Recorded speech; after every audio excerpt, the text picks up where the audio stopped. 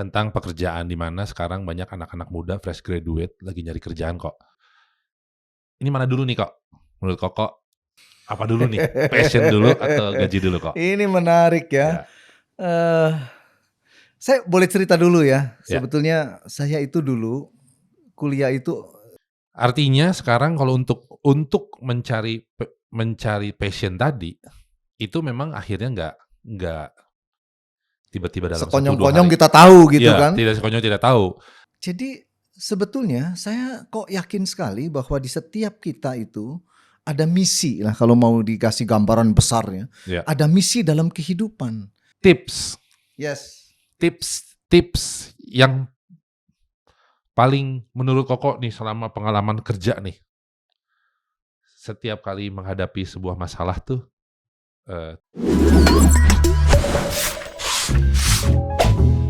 halo, selamat datang lagi di Shall We Talk. Nama saya Abed. Hari ini saya bersama Kosanto mau ngobrolin tentang dunia pekerjaan. Kok, apa kabar kok? Very good. Menarik nih topik hari ini. Topik hari ini tentang pekerjaan di mana sekarang banyak anak-anak muda fresh graduate lagi nyari kerjaan kok. Ada 2 hal yang selalu dicari nih kalau kita mau mulai kerjaan. Kerjaan yang sesuai atau sesuai dengan skill atau passion tadi ya, sesuai dengan passion atau duitnya dulu nih. Yang penting gajian dulu deh. Sebenarnya gue sukanya yang gambar-gambar, tapi gue sekarang dapat kerjaannya misalnya akunting atau benar-benar jauh gitu. Ini mana dulu nih kok? Menurut Koko, apa dulu nih? Passion dulu atau gaji dulu kok? Ini menarik ya. Ya. Saya boleh cerita dulu ya. Ya. Sebetulnya saya itu dulu kuliah itu di bidang accounting. Oke. Ya. Kebetulan Dan disebut tadi ya. awal pertama saya bekerja itu sebagai chief accountant dan finance. Chief accountant and finance. Ya. Tapi rupanya dalam perjalanan ternyata saya di bidang finance dan accounting ini itu hanya 2 tahun. Oke. Selebih dari itu saya lebih bergerak banyak di bidang kepemimpinan. Nah, ini menarik ya. Ya. Sekolah di finance accounting Ya. gitu ya. Terus kenapa setelah 2 tahun kok saya di dunia kepemimpinan? Ya. Jadi sebetulnya saya kok yakin sekali bahwa di setiap kita itu ada misi lah, kalau mau dikasih gambaran besarnya. Ya. Ada misi dalam kehidupan. Nah, tapi kalau Abed bertanya ini passion dulu, skill dulu, atau yang penting duit dulu? Ya. Tergantung masalah. Benar. Kalau tiba-tiba sekolah lulus ternyata belum ada yang nawarin yang lain-lain, ada yang nawarin apa, kita lagi perlu. Ya sudahlah, terima dulu aja lah. Betul. Terima dulu. Tetapi sambil berjalan kita akan menemukan nanti sebetulnya di mana kita ini punya passion. Dan kalau kita lebih jauh lagi, di mana Tuhan tempatkan. Ya. Jadi saya di bidang profesi study saya, bidang accounting finance cuma 2 tahun. Ya. Selebihnya kurang lebih 40 tahun di dalam dunia kepemimpinan. Oke. Kira-kira begitu. Nah, ini kan bisa diterjemahkan sendiri ya. Kira-kira begitu. Jadi artinya sekarang kalau untuk mencari passion tadi, itu memang akhirnya nggak tiba-tiba dalam 1-2 hari. Sekonyong-konyong kita tahu gitu kan. Tidak sekonyong tidak tahu. Apalagi tadi kita dengar kalau 2 tahun sisanya berarti 40 tahun. Iya. Sisanya malah di leadership. Iya. Nah, kita bicara leadership dulu deh. Kita Iya. sekarang bicara leadership. Kapan Kosanto akhirnya menemukan kalau ini tuh akhirnya yang sesuatu yang bisa saya jalanin? Iya. Yaitu leadership. Iya. Tadi kan 2 tahun akunting. Nah, ada momen apa nih? Ada momen, pasti kan ada momen. Maksudnya kan pasti ada challenge nih. Dari 2 tahun berubah jadi leadership kan pasti ada challenge. Iya. Pasti ada satu momen. Nah, momennya itu momen apa? Biar. Jadi sebelum menjawab itu begini. Jadi orang itu ya kadang-kadang kalau memang orang itu butuh uang dan pekerjaan itu tiba-tiba ada pekerjaan untuk bisa mengcover biaya, ya lakukan saja dulu. Ya, betul. Ya, tetapi itu tidak menyimpang dari kebenaran. Nah, lakukan dan dilakukannya pun harus sungguh-sungguh. Ya. Firman Tuhan berkata begini, apa yang dijumpai tanganmu untuk dikerjakan, kerjakan itu sekuat tenaga. Nah, waktu kita mengerjakan itu sekuat tenaga, percaya beriringan dengan itu, you akan menemukan passion Anda. Gitu loh. Jadi jangan nunggu-nunggu passion saya apa ya. Jadi gak kerja-kerja. Passion saya apa ya. Kok Tuhan gak jawab-jawab. Jangan. Just do it. Lakukan. Tetapi di dalam kebenaran sesuai dengan kebenaran firman. Kerjakan sekuat tenaga apa yang sedang dikerjakan. Sambil berjalan ternyata Tuhan tuntun ke arah sana. Gitu loh. Kuncinya, Tuhan tuntun gitu. Kuncinya tadi Tuhan tuntun 40 tahun. Akhirnya dituntun seperti itu. Seperti Kosanto sekarang akhir di leadership. Kok tadi saya juga ada topik menarik dengerin dari statement Kosanto soal kebenaran. Lakukanlah pekerjaan Anda sesuai dengan kebenaran. Kok biasanya kan kalau kerjaan ya. Ada aja nih kita dihadapkan satu momen yang agak menyimpang. Ya, menyimpang. Contohnya paling gampang adalah misalnya kita ketemu sama kita sebutnya aparat atau oknum yang akhirnya kita mesti keluarkan sejumlah uang untuk ya supaya aman lah bahasanya gitu ya. Bahasanya tuh Pak udahlah ini lah. Bahasa kerennya nyogok kali ya kau ini ya. Betul. Bahasa kerennya nyogok. Kita kan kadang di kerjaan tuh ada aja hal seperti itu tuh ada aja. Menurut Koko apa itu sebuah kebenaran yang akhirnya kita tuh dihadapkan dengan sebuah statement nyogok tadi, sebuah situasi. Mungkin ini definisi nyogok juga harus clear. Karena begini ya, jangan sampai begini. Kalau nyogok itu biasanya kita mau mendapatkan sesuatu yang nggak seharusnya ya, biasanya gitu. Ya, yang tidak seharusnya, betul. Tidak seharusnya. Jadi pengen lebih. Jadi atau bahkan kita mengurangi apa? Mengurangi persyaratan. Ya, betul. Dengan supaya dipermudah. Ya, betul. Nah, saya saklek dengan hal itu. Jangan dilakukan. Tapi kalau konteksnya bahasanya nyogok, apa tepat nyogok? Nyogok itu sekali lagi untuk tujuan yang tidak baik. Itu jelas jangan dilakukan. Kenapa? Karena itu akan membangun you punya karakter nantinya. Jangan. Karena sebetulnya tadi bicara kebenaran. Kalau caranya nyogok itu sudah menyimpang dari kebenaran. Betul. Nah, kalau Anda menyimpang dari kebenaran, nanti Abed akan menjadi orang yang terus memburu uang.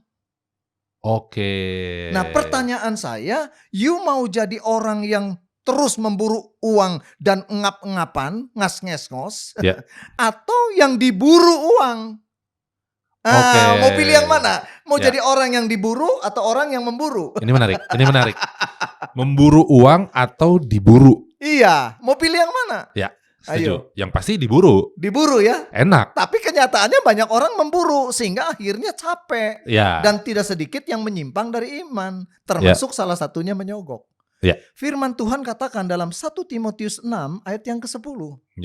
Karena akar segala kejahatan adalah cinta akan uang. Dan oleh karena memburu uanglah, banyak orang telah menyimpang dari iman. Dan menyiksa dirinya dengan berbagai-bagai duka. Mau nggak? Ayo. Nggak mau. Dia mungkin orang yang menyogok tadi pikir dapat keuntungan besar. Tapi itu ingat sementara. Dan ujungnya akan mengalami masalah. Tapi kalau orang yang mau diburu, firman Tuhan katakan begini. Dalam Matius 6 ayat 33. Tetapi carilah dahulu kerajaan Allah dan kebenarannya. Maka semuanya. Apa itu semuanya? Semuanya. Urusan keuanganmu, bisnismu, pelayananmu, rumah tanggamu. Setuju. Akan ditambahkan. Menarik. Curses chase sinners, while blessings chase the righteous. Itu adalah nasihat dari Salomo. Ya, Di dalam Amsal 13 ayat 21. Jadi kutuk-kutuk itu mengejar pendosa, sementara berkat mengejar orang benar. Mau mana? Ya. Mau jadi orang benar yang dikejar berkat, atau you mau terus memburu uang dan akhirnya hidupmu akan sengsara? Ayo. Ya. Nah, itu kira-kira gambarannya. Jadi menarik. Ya. Tadi poin juga yang paling menarik adalah diburu atau memburu. Kita bicara diburu nih kok. Kita bicara diburu. Pasti kan sekarang kalau udah pertanyaannya adalah diburu atau memburu. Kita pengennya diburu dong. Iya, jelas itu lah. Udah jelas itu diburu. Kok definisi diburu itu berarti kita harus ngapain kok? Oke, ini menarik ya. gimana? Jadi sebagai orang-orang yang sudah dibenarkan oleh kasih Tuhan, hendaklah kita terus belajar dengan pimpinan Tuhan, pimpinan Roh Kudus, untuk kita hidup di dalam kebenaran. Orang hidup dalam kebenaran, dia akan melatih dirinya dengan kebenaran firman, dia akan merenungkan firman, dia terus berkomunikasi sama Tuhan, dan hidup akan dituntun oleh Tuhan. Maka orang ini akan terjadi perubahan karakter. Nah, perubahan karakter, hidup yang lebih baik, karakter yang lebih baik, maka orang akan mencari kita. Contoh, kalau misalkan ada Abad punya dana besar nih, terus saya hidupnya nggak bener nih, suka tipu. Abed mau kerja sama saya? Nggak akan mau. Tapi kalau Abed melihat bahwa misalkan saya menjalankan dengan benar, saya jujur, saya hidup benar, saya belajar taat, dan akhirnya karakter saya baik, misalkan dilihat, Abed melihat saya baik, apakah Abed nggak? Saya pikir kalau saya tawarin, apalagi nggak ditawarin aja ngajar saya. Betul. Nah, itu dikejar. Betul. Jadi kalau orang yang benar dalam pekerjaan akan dikejar oleh promosi. Tapi kalau orang yang gak benar sekalipun pandai, itu bisa menjadi masalah. Karena tidak akan lama. Orang nyogok, sebentar dia berhasil. Tapi nanti ujung-ujungnya masuk penjara loh, ayo. Gimana? Mau gak? Benar. Jadi gitu. Sekarang tadi bicaranya cara diburu kan? Cara diburunya. Kan kalau ngomong di cara diburu, berarti kita harus punya karakter yang baik, jujur, karakter yang setia, karakter yang rendah hati, punya integritas di dalam kebenaran. Nggak bisa ditawar itu. Kalau mau ngomong sekarang dalam pekerjaan nih kok, pekerjaan, kan? Tadi bicaranya jujur, kerja keras, integritas, segala macam ya kok ya. Kok kan dalam pekerjaan juga akhirnya kan kita nggak sendirian kok di dalam pekerjaan tuh. Ada teman-teman, mungkin selevel, mungkin di atasan, mungkin bawahan juga yang akhirnya itu di sebuah, kita sebutnya circle lah, sebuah lingkaran kan, sebuah circle-nya kita. Apa nih kok yang biasanya menurut pengalaman Koko gitu ya, kendala-kendala dalam circle itu tuh apa nih yang bisa akhirnya kita juga tadi mungkin akhirnya jadi menyimpang. Contoh misalnya disuruh atasan, udah pokoknya lu beresin. Nah, kan kadang lu beresin itu kadang kita juga aduh apalagi ya. Lalu teman tiba-tiba, Bet nih gue ada kenalan nih, si ini, ya lu kasihlah berapalah gitu biar beres. Nah, kadang kan itu secara tidak langsung di dalam lingkaran kita. Iya. Dalam dunia kerja kita kan tidak sendirian. Ada circle di dalam, ada circle di luar. Pertanyaan saya sebetulnya, coba perhatikan. Orang-orang yang berhasil itu orang yang selalu diwarnai orang lain atau orang yang mewarnai orang lain? Pasti yang maksud saya. Orang yang selalu dipengaruhi orang lain, hidupnya selalu bimbang, nggak pernah punya tujuan yang benar, atau orang yang bisa menjadi pengaruh bagi orang lain? Ya, betul. Tinggal pilih. Jadi hidup adalah pilihan. Anda mau pilih yang mana? Hidup adalah pilihan. Benar. Yang kedua, hidup adalah kita seperti artis, pelukis lah kalau saya sebutkan. Pelukis kan walaupun lukisan, ini ada lukisan di sini. Lukisan ini segede ukurannya kira-kira 1 meter kali 1,5, ini 1,5. Lukisan yang ukurannya sama, harganya bisa beda-beda.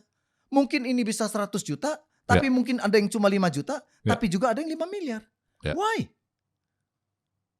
It's the same painting, but different painter, different artist. So, Anda mau menjadi seorang artis atau pelukis yang berkualitas dengan punya warna sendiri, atau artis yang penting bisa duplikasi, bisa bikin lukisan bagus, tapi nggak punya karakter sendiri. So Anda sebagai orang-orang Kristen harus mempunyai karakter Kristus. Kita harus mewarnai dimanapun kita ditempatkan. Mewarnai. Bukan diwarnai terus, akhirnya kita plin-plan. Oke ya, kira-kira gambarannya begitu. Kok tadi jadi udah ada bayangannya. Artinya kita harus, tadi kalau dari obrolan kita nih ya sudah sepanjang. Artinya kita harus mempertajam leadership kita dong. Karena dengan tadi gitu, mewarnai, dicari. Artinya kita harus sebagai leader. Leadership. Kalau leadership itu kan sebenarnya kasusnya tuh nggak harus punya usaha. Bahkan kita kerja juga bisa jadi leadership. Maksudnya jadi leadership itu jadi leader dan menampakkan karakter leadershipnya kita.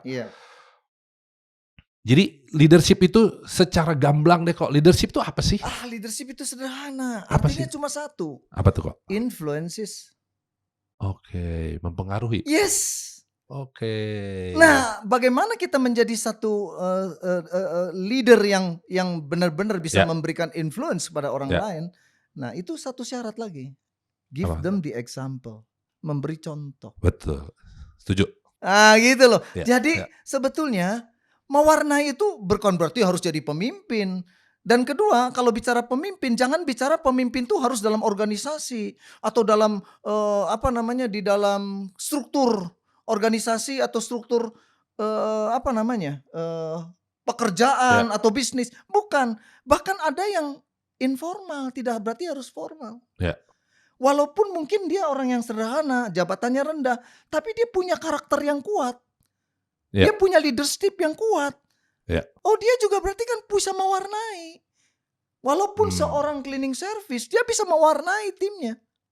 Tidak perlu harus jadi seorang manajer jadi leader itu. Iya, setuju. Nah, ini bicara mengenai karakter. Nah, kita harus punya karakter dengan integritas. Integritasnya apa? Integritas kebenaran yang ditulis dalam Alkitab yang adalah firman Allah.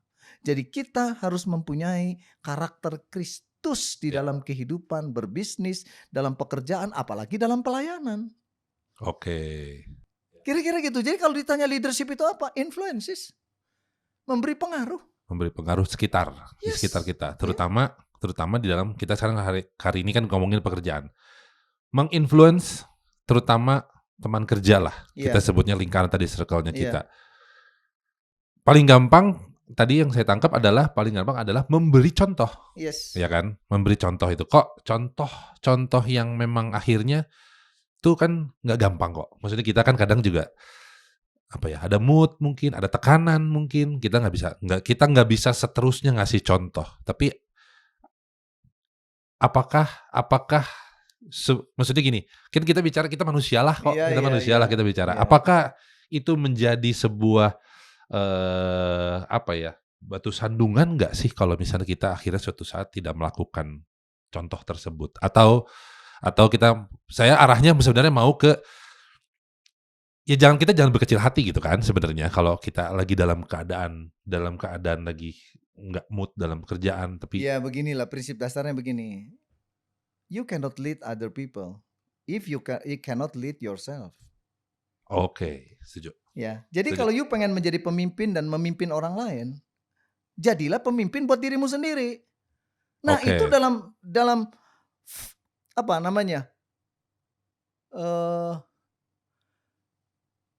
di dalam buah roh adalah pengendalian diri, self control. Nah, jadi sebetulnya kalau kita mau mewarnai, kita harus bisa mimpin diri kita dulu sendiri, baru kita bisa mimpin orang lain.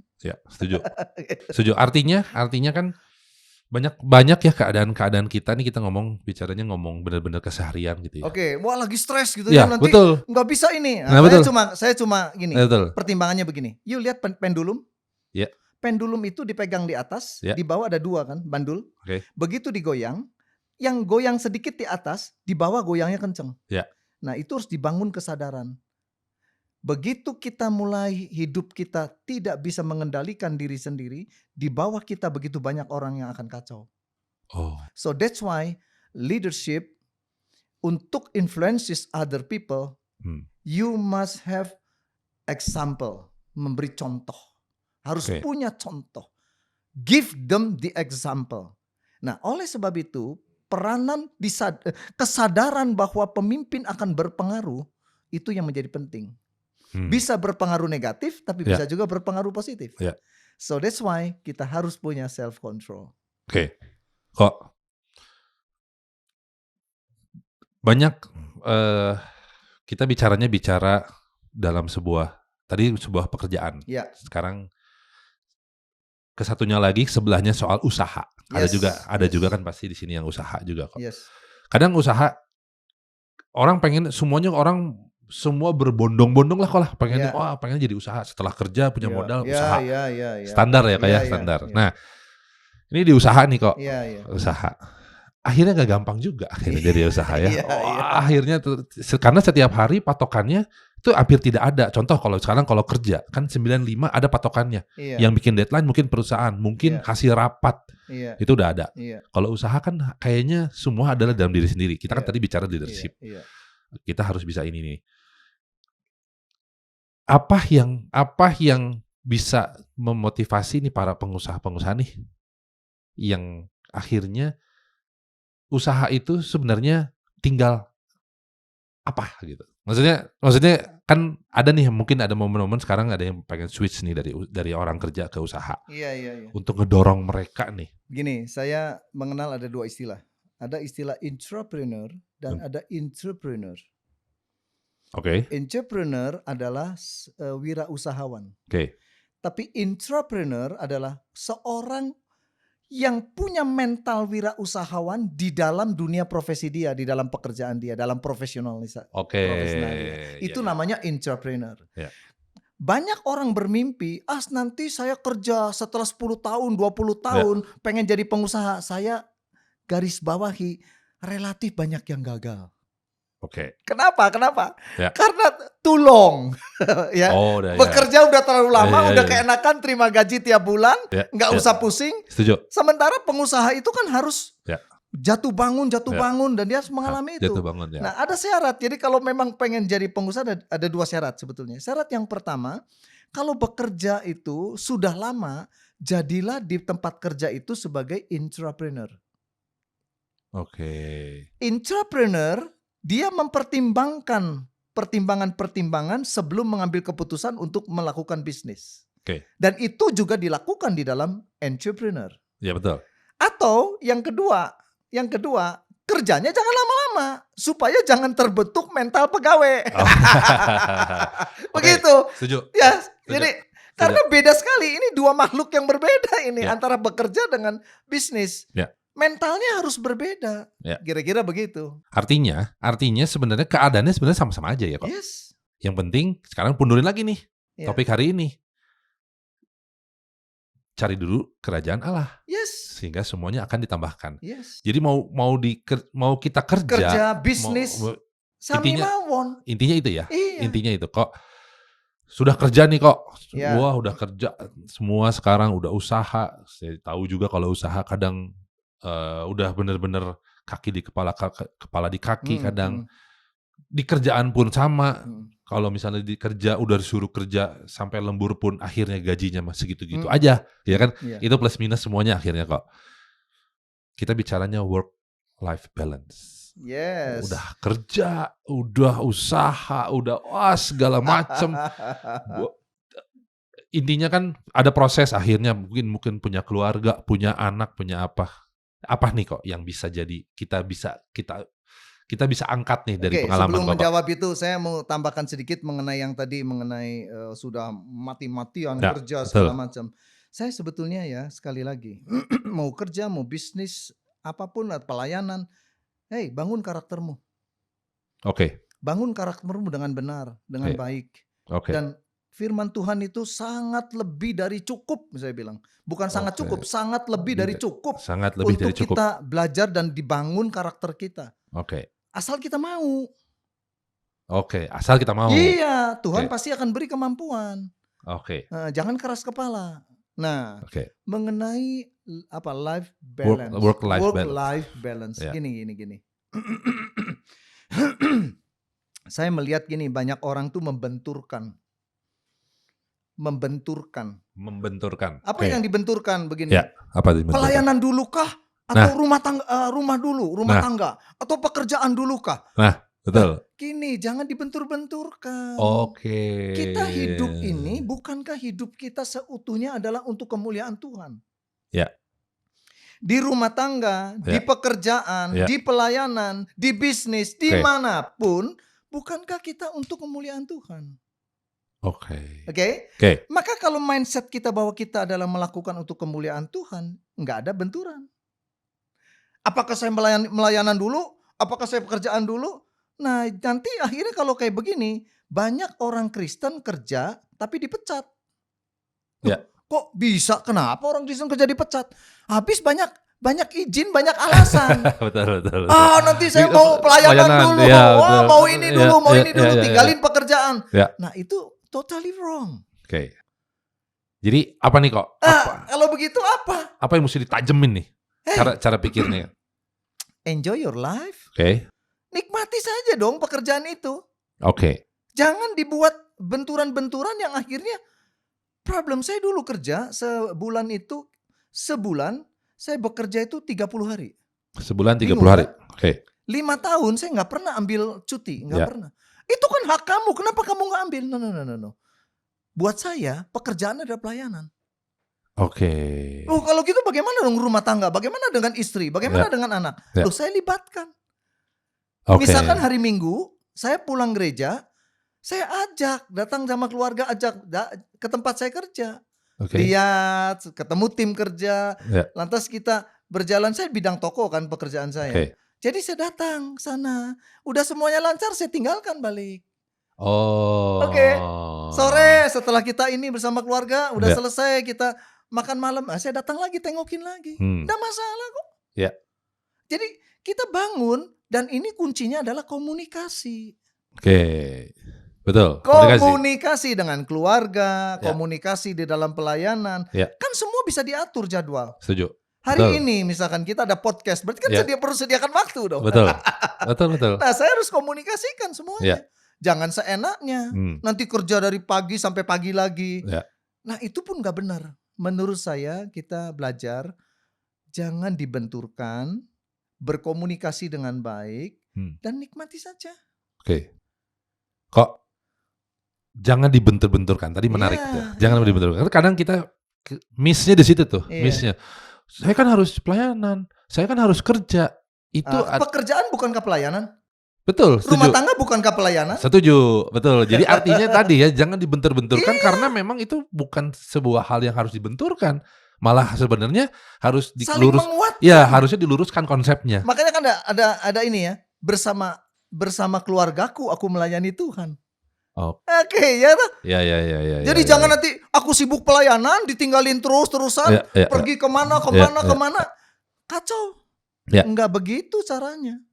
Tadi ada yang menarik lagi. Setelah tadi, intinya kita jangan membentur-benturkan. Artinya bukan memang kita harus membenturkan. Emang ini tidak boleh, malah bahkan ini tidak terjadi. Harusnya tidak terjadi.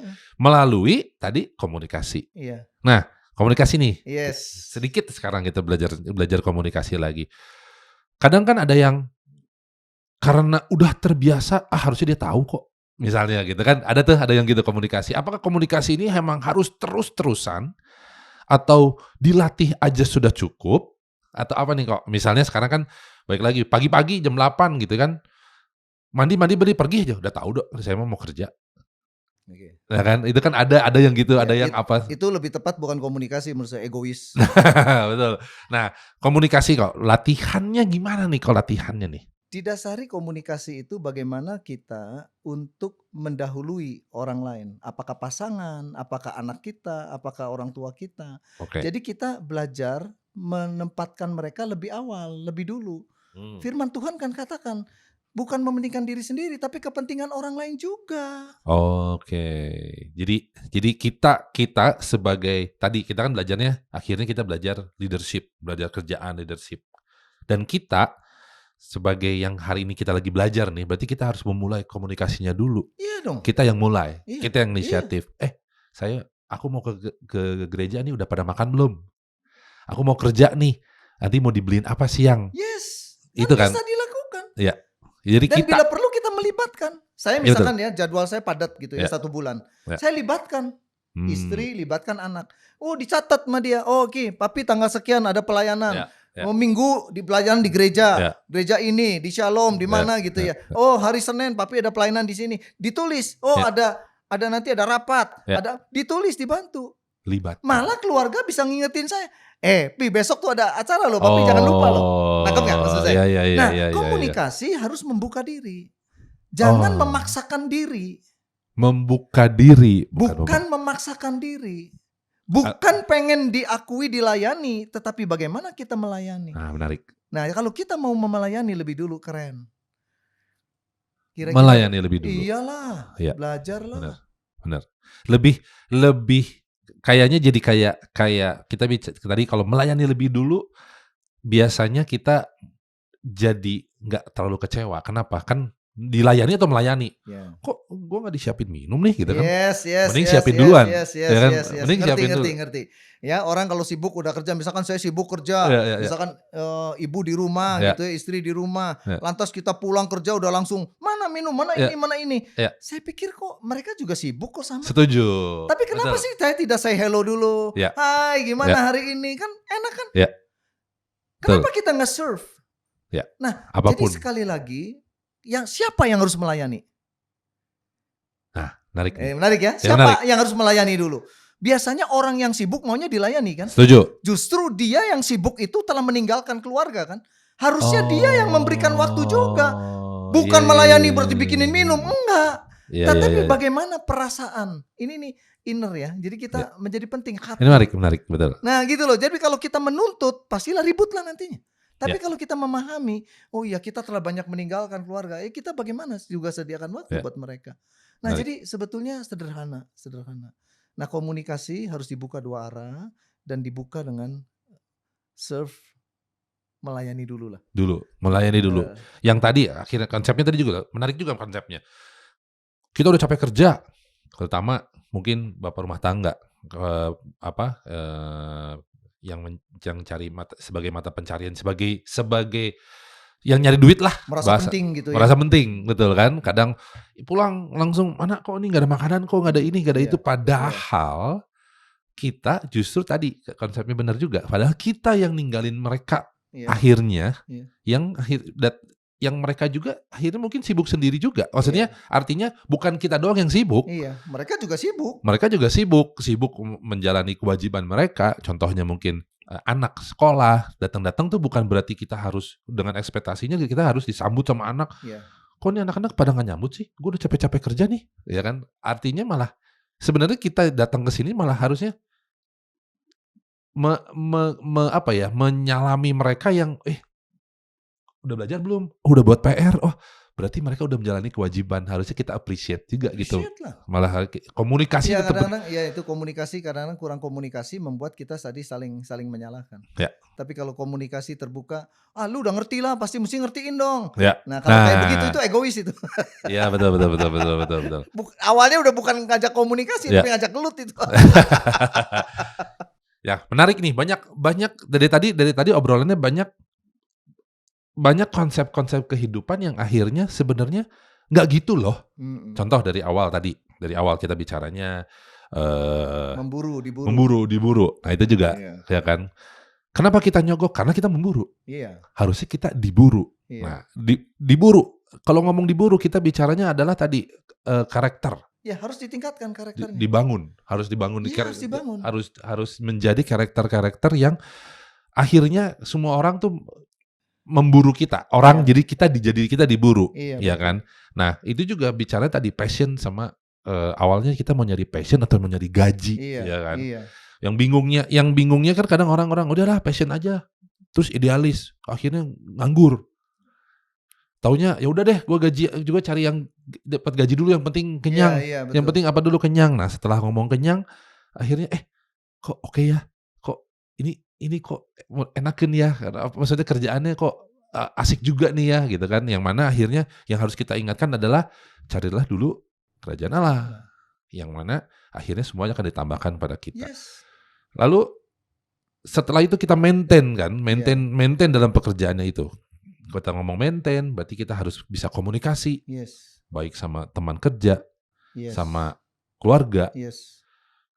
Banyak banget konsep-konsep kehidupan yang akhirnya ternyata, oh kita tuh harusnya begini loh, bukan begitu. Contohnya tadi juga adalah,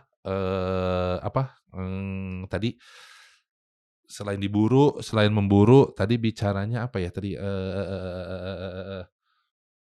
kok jadi lupa. Ya, nanti ketemu lagi. Oke, intinya sekarang saya pengen ngerangkum dulu Iya, semua bahasanya tuh, bahasa dari dunia pekerjaan ini adalah carilah dulu kerajaan Allah, komunikasi, bangun karakter. Oke, tips yes.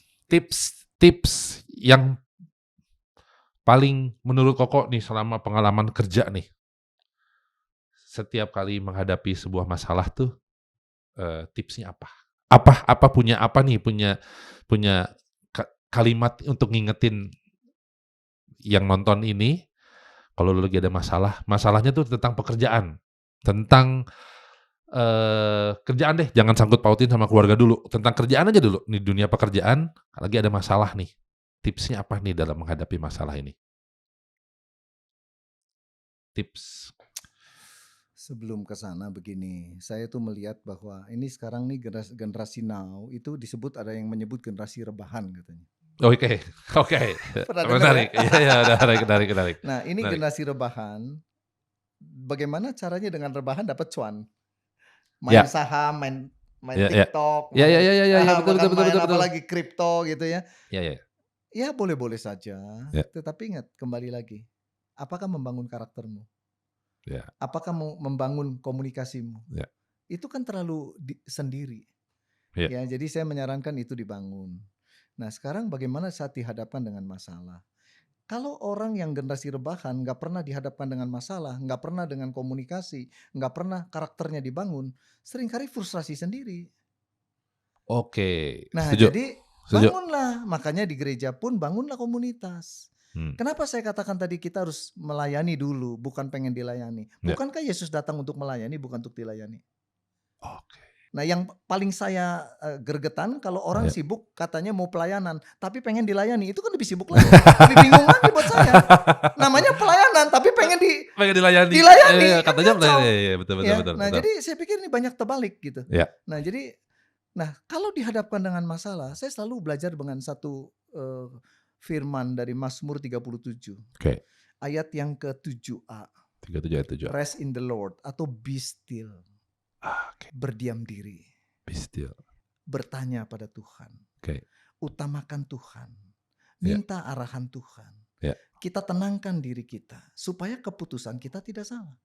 Keputusan itu salah seringkali karena kita sedang emosional. oke, Emosional bukan berarti sedang marah saja, sedang senang pun itu bisa salah.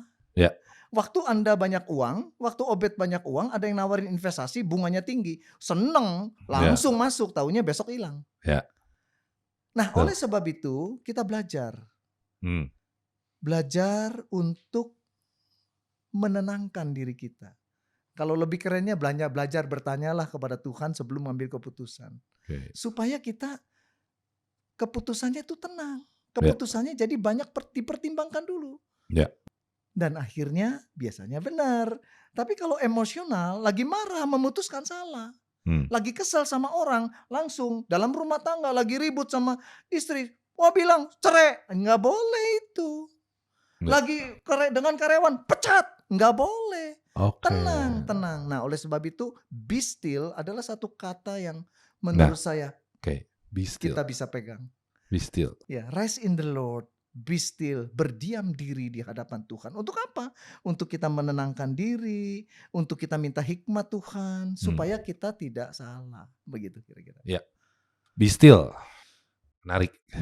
Kok kadang suka berat ya. Maksudnya kita ini udah depan mata nih. Ada yang benar-benar masalahnya di depan mata. Oke, tipsnya tadi be still. Oke, tetap apa?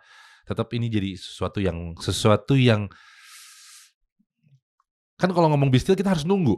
Yes. Ya, Yes. harus nunggu kan. Ada lead time.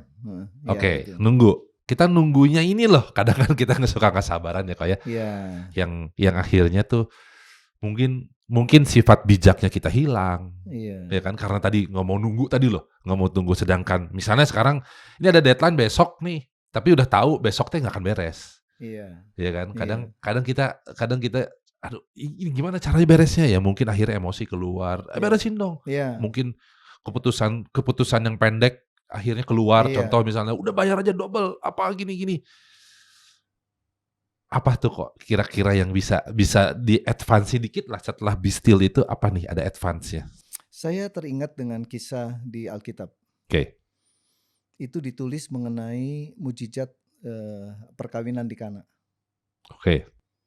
Ingat nggak waktu kehabisan anggur? Ya. Ibu Yesus bicara. Ya. Kita kehabisan anggur. Oke. Tapi Yesus bilang apa? Saatku belum tiba. Oke. Oke? Oke. Berarti kan ada lead time. Ya. Tapi bagian yang dilakukan oleh Ibu Yesus apa? Bilang kepada pelayannya, hey, nanti apa yang dia katakan, turuti, lakukan. Oke. Ya. Jadi kenapa sih ada lead time? Kenapa ada waktu yang perlu? Saya tidak bicara kronos atau kairos ya. Tapi waktunya Tuhan itu pasti tepat pada waktunya. Nah, itu sedang mendidik kita supaya kita belajar sabar. Coba dari pengalaman Abed memutuskan, apakah keputusan yang dilakukan dengan tenang atau keputusan yang tergesa-gesa yang hasilnya baik? Tenang, jelas. Yes. Jelas. Ya. Mungkin sekali-kali waktu wah ini ada peluang langsung ambil keputusan, mungkin benar jangka pendek, jangka panjang tidak. Jadi itu sedang dilatih sabar. Ya. Dilatih ketenangan, dilatih kesabaran, supaya kita mendapatkan keputusan yang tepat. Yang akhirnya kadang gini kok, akhirnya kadang itu tadi kan dilatih ya, kita bicara dilatih. Yang akhirnya kadang levelnya itu jadi kita tadi sabarnya misalnya levelnya sekarang sabarnya 50%, besok sabarnya karena tadi dilatih dilewat. Besok sabar-sabarnya jadi 70%. Iyalah. Jadi 80%. Iyalah. Padahal dulu ngomongnya mas, ini tuh gue udah cukup sabar. Ya kan? Padahal pas kalau orang bilang cukup sabar berarti gak sabar. Oh iya betul. Kan cukup sabar ya. Harusnya sabar terus-terusan gitu kan. Saya sudah sabar, tapi waktu ngomong saya sudah sabar berarti gak sabar. Oke, ya betul. Itu menunjukkan ketidaksabaran. Ya udah terungkap. Saya termasuk orang yang kurang sabar, tapi saya belajar untuk sabar itu gitu loh. Jadi kita belajarlah untuk hal itu. Oke. Kok, thank you waktunya. Welcome. Terima kasih buat tipsnya, terima kasih buat obrolannya, terima kasih buat pandangan-pandangannya. Semoga bermanfaat buat yang nonton podcast ini. Thank you. Sehat-sehat. Yes. Sampai ketemu lagi di podcast sukses berikutnya. Buat kita semua. God bless.